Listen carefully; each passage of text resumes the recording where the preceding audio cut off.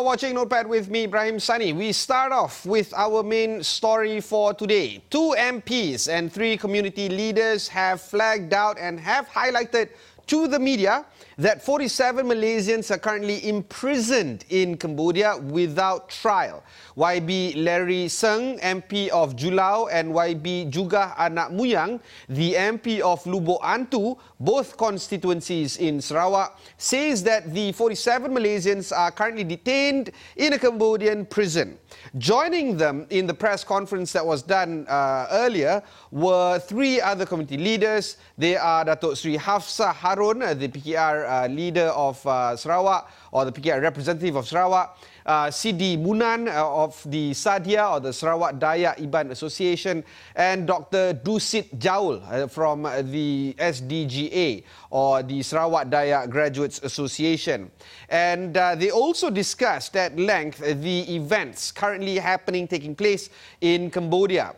So here's the story as presented by the 2 MPs. Because according to YB Larry Sng, which is going to be interviewed very shortly, I'm going to get him on the phone to discuss this at length, he highlighted just now the unfortunate plight of 47 young Malaysians from Sarawak families who are victims of what they call a human trafficking scam and are being held in a Cambodian provincial jail without trial and without the Malaysian embassy being informed. This was then.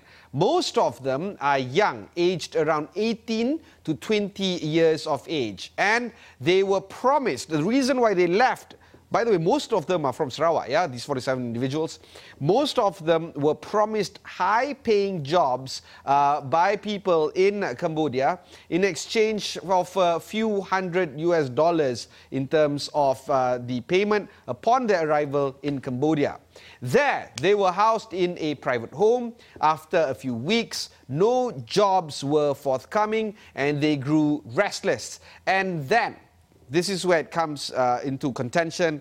The Cambodian police came to arrest them for illegal online gaming. That was the pretext that was used by the Cambodian police in arresting them. Of course, the 47 denied it. They said that they were held for a week in a lockup and then transferred to a provincial jail more than 400 kilometers away from the capital on December 16.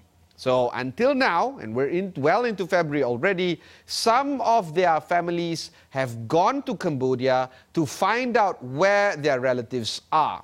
A check with the Malaysian embassy does not reveal their arrest or their whereabouts. And they have not been brought to court or to be charged or to be remanded of any sorts. And this is where the problem arises. The 2 MPs of Sarawak, along with a few other community leaders, are now saying that the parents are trying their best to get their children back, and the parents are trying to find out where the whereabouts of their loved ones. So the story about these individuals are currently ongoing, and it seems that the parents they say that they can be held without charges by the police for up to 3 years. This was a statement that was coming in from the parents. They say that the Cambodian police told them that they can arrest these individuals or they can detain these 47 Malaysians for up to 3 years without trial, without a day in court.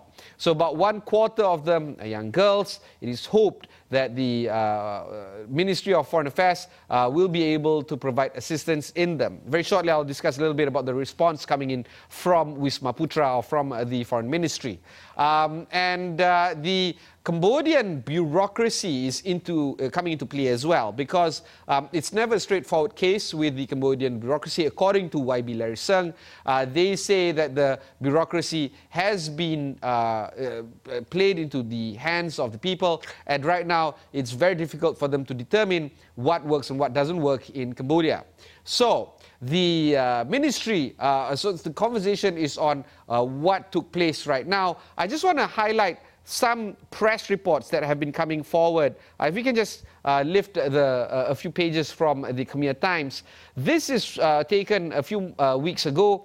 This was when it was reported by the Khmer Times, the police in a police raid saying that they arrested people from the gambling operations. Here you can see that 47 suspects were of Malaysian national, and the police there are saying that they are being prosecuted because of the gambling activities. And in the same police report, they took some pictures. As you can see, the arrest was being done without them being charged until today. And this was the claimant, or the claim that that was made by the police, by the Khmer Times, that they were part of a foreign mafia and that they were hiding in Cambodia in order to run an illegal gambling operation online.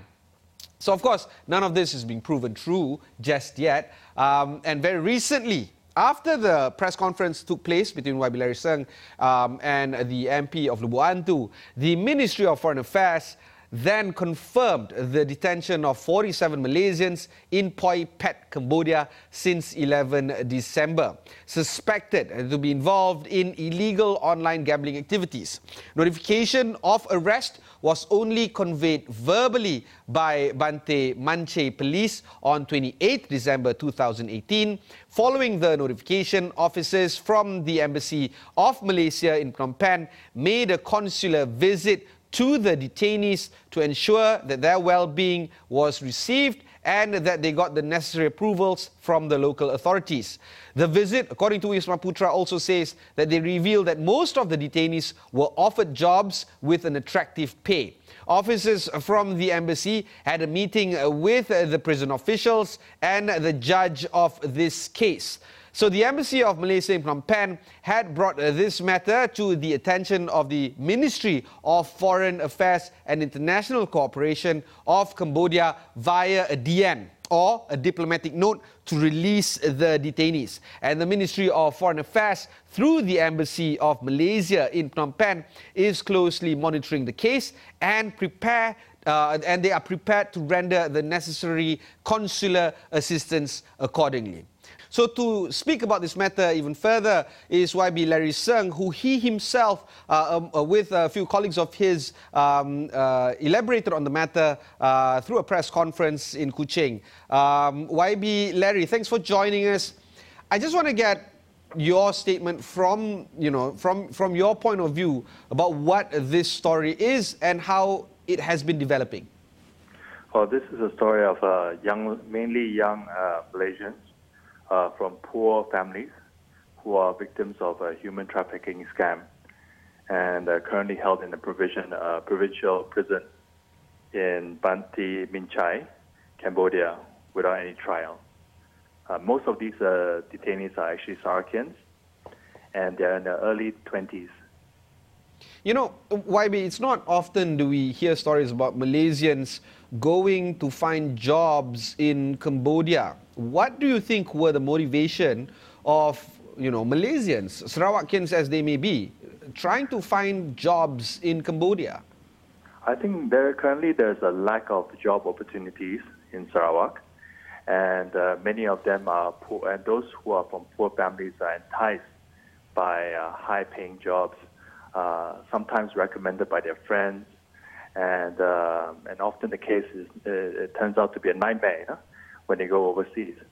So there are also many Sarakians who are working overseas in other countries, in Africa, in Russia, in Europe, in South America, in America. So people are generally looking for job opportunities which they cannot find locally. YB, on the screen right now is a visual that has been purportedly taken secretly by people who visited the 47 detainees. Could you discuss a little bit about how these videos were captured secretly without the knowledge of the prison guards? I'm not aware. I'm not aware how they were taken, but I have actually seen those videos, and to me, I think most of these detainees they're young and they look to be in good health, and currently, I hope if through the efforts of the Malaysian government and also their family members, we can quickly take them back home to Malaysia. YB, I know I have to ask you a very rudimentary question, but what do you hope to achieve when you did the press conference just now or before a statement coming in from the Minister of Finance? What were the objective of you doing that particular press conference? I think Wisma Putra is trying their best to bring them home, but due to conditions in Cambodia, Cambodia has very peculiar laws. One of which that we are under the impression is that people can be detained for up to 3 years without trial. So in light of these uncertainties, many members of the family who are so far been unable to reach their loved ones, in Cambodia, are desperately seeking for information. And through this press conference, we hope that not only are we able to bring this case to the attention of the authorities, and also to give pressure to the government, both in Cambodia and also in Wisma Putra in Malaysia, but also to give information to the family members who are desperately seeking for help. YB, we saw just now the press statement that came out of Wisma Putra after your press conference, and they have confirmed that the 47 have been detained. They have also elaborated a little bit about the sequence of events that has taken place in terms of who has seen these detainees, the kind of processes that are currently being involved. And I just want to marry this statement coming in from a particular statement that was issued by a so-called officer of the ministry, saying that a note or a diplomatic note simply doesn't cut it. There seems to be a miscommunication into what must be done more. Do you think that the government is now doing enough to get in touch at least with the 47 detainees? I think in the coming days things will become clearer. But on the part of myself and also the NGOs that were with me in the press conference, we are very concerned about this case, and we will also follow up with Wisma Putra next week to find out more information and see how this is developing. And if there is still lack of information, I'm prepared to bring a group of Malaysians, families, members of the press, to Cambodia to see for myself, how we can actually expedite this case and bring them home. And this is a period of celebration, Chinese New Year, and many of these detainees are Chinese, Malays, Dayaks.